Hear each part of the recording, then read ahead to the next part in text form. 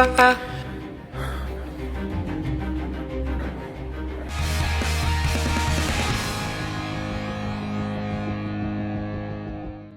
Good morning everybody, how's it going? It is Wednesday morning and I am off to a hospital appointment because I have this muscular issue in my leg. I'll explain about it in a minute when I'm in the car, but anyway, long story short, I've got to go to the hospital. On my way there now. Wish me luck. Bye Andy. Okay, oh wow, it's really dark in here. What is going on? Ah! Will this work? What is going on? Okay. Alright guys, it's super dark in here and now it's super light. Oh my gosh, I have no idea what's going on. Okay, so I am going to the hospital today because I have an issue in my leg which has been ongoing now for quite some time. They thought it was piriformis syndrome, then they said it was a hamstring issue, but you know, who knows what it actually is. All I know is that I have to get to the hospital to do the thingamajig with the doctors, and then yeah, find out what the heck it is. But hopefully we should get some resolution today. So I've got about 40 minutes before I can get to the hospital, so now I've got to wait for traffic to pass and then I go to the hospital. Anyway, I hope everybody is having a good day and I will check up with you in a little bit.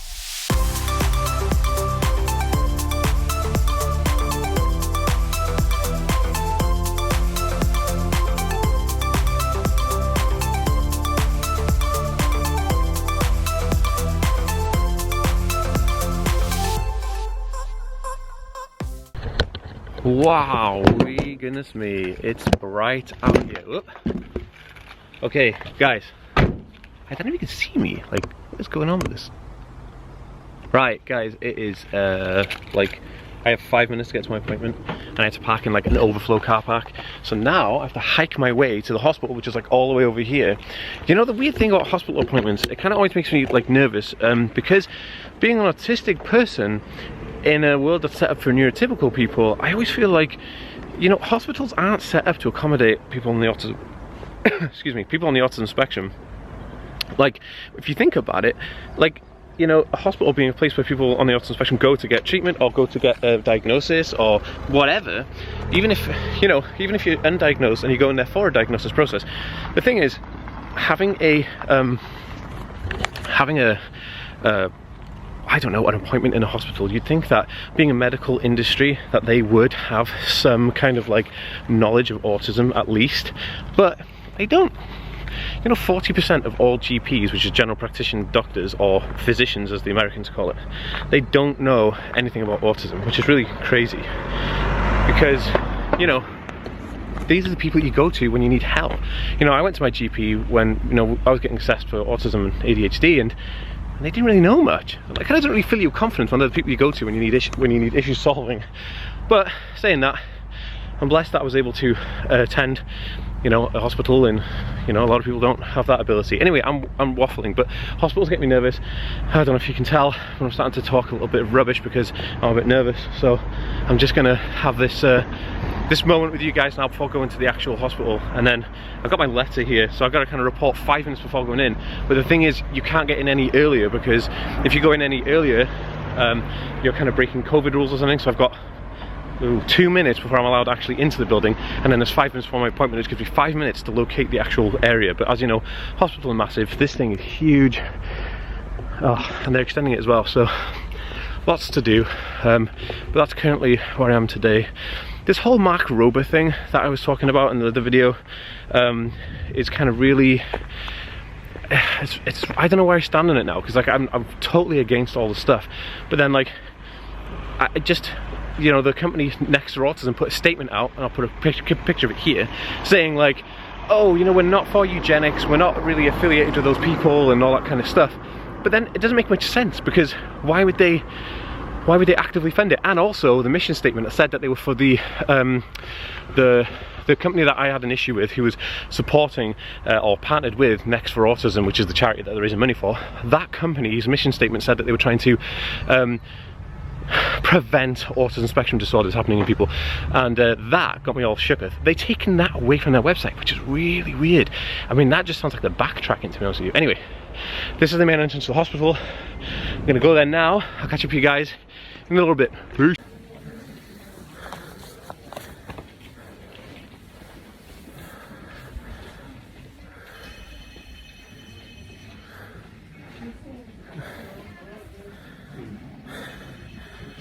I don't know where I'm going. Where am I going?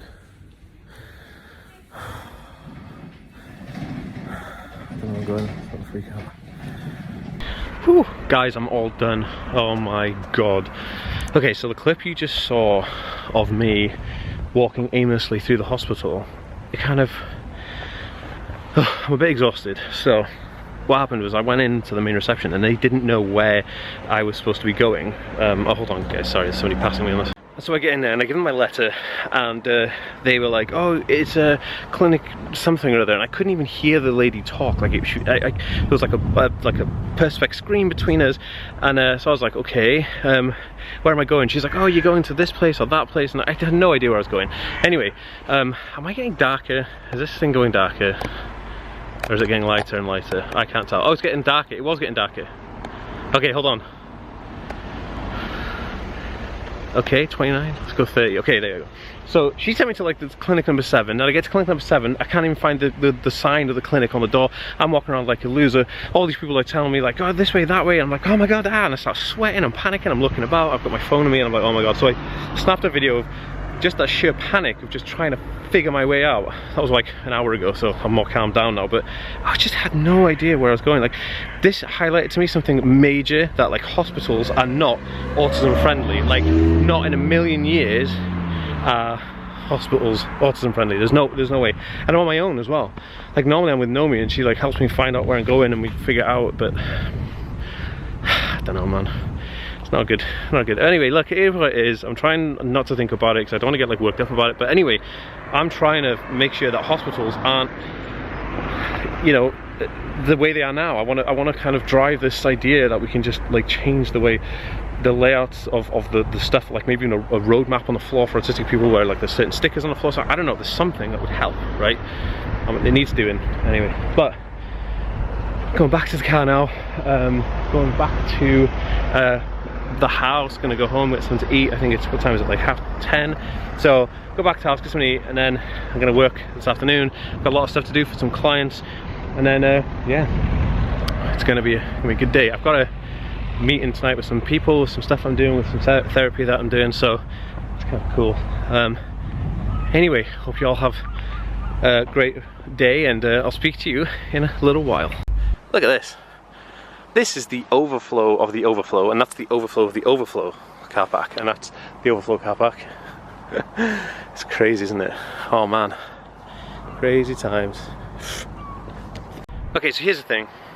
I have no idea where I'm parked. Like, there's like a bazillion cars here, and I just kind of rushed in, parked up, and went straight out to my plane. I have no idea where I parked. Does anybody else get this? Is it just me? Is it an autism thing? Just walking around aimlessly looking for my car. I have no idea where I am. Oh man. It's just bad, isn't it? I'm just walking around a car park now. Cool, zero emissions car. That's kind of cool. Let's help me find the car. Look at all these cars. Where do I even start? I have no idea. I'm like the worst person ever for driving and remembering where I'm parked. Yeah, I found the car. Found the car. Oh man. Woohoo! Found the car. Oh my gosh, it's hot as heck in here. I'm gonna have a drink. Hold on. Oh. Okay, guys. Am I in focus? We did it. I managed it. I survived it just about. Yeah, I'm now in the car. I'm about to start my engines, but I'm gonna get a drink of water because, like, Snapchat guys, killing me there. Oh man, that was not the most exciting thing ever.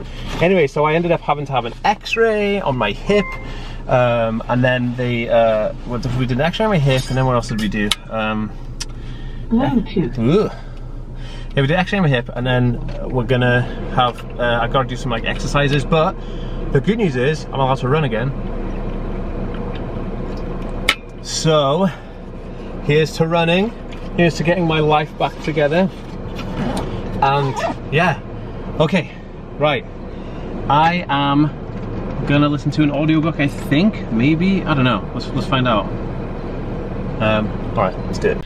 Guys, what a whirlwind of a day. It's been a couple of hours, I think, since we last spoke. So basically, let's talk about the hospital, right? I went, like, this is my issue. Like, hospitals are not autism friendly. I even said this before going in there, that people aren't even trained in autism. But the thing that really got to me was the fact that, like, it was just chaotic. There was no, when I got in there, I went to the desk, and the woman behind the desk, had a hard time hearing her because she had like a speech impediment, and it's not obviously not her fault. And then she tried, but there was like this perfect screen between us, so I was like, oh, what? I couldn't really hear, I barely heard it. And they said, oh, clinic 7. It's like, okay, so I went down to clinic 7, but I couldn't find clinic 7. I ended up in clinic 8, and they were like, where do you need to be? 7. So I'll go to clinic 7. I get there and hand in my paper, and they go, oh no, you need clinic 9. I'm like, what? Like, what on earth? Like, how does? And so I'm like stressing out, like walking between these clinics, and people ask me where I'm going, and like, do I know what I'm doing? I'm like, nah. And then that's why that clip of me looking a bit like freaked out is because I was in the middle of the hospital then, and just like, yeah. But it highlights to me that hospitals are not autism friendly. Not only are hospitals not autism friendly, they do a terrible job at trying to accommodate anybody in neurodivergence. Like, the lighting is bad. There's no real markings on the floor that I could follow. There's nothing. There was nothing for autistic people. Really, really annoys me.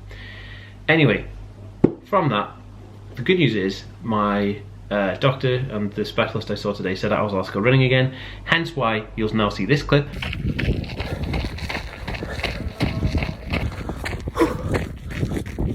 of me running. I was running. It was amazing. I had a good time. Running really spiritually connects me to the universe, and like, without running I don't really have much.